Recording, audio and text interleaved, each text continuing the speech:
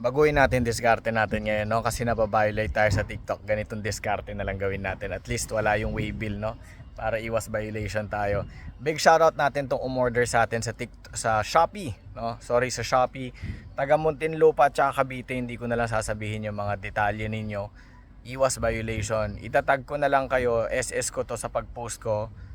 Post ko rin naman to sa Facebook, SS ko, tas i-send ko na lang sa chat box natin sa Shopee, no? Mga boss, ito na po yung order ninyo, no? Dalawa kayo na in-order nyo, tig 350 ml ito. Boss, makukuha nyo rin, honey dipper yan, libre. At saka organic lemons, ayan, no?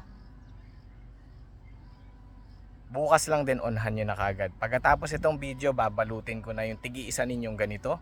Mapi-pick up. Next day lang din. Ano lang naman kayo, Cavite at saka Muntinlupa. Inabisuhan ko lang naman kayo. Maraming salamat. Ganitong diskarte na gagawin natin.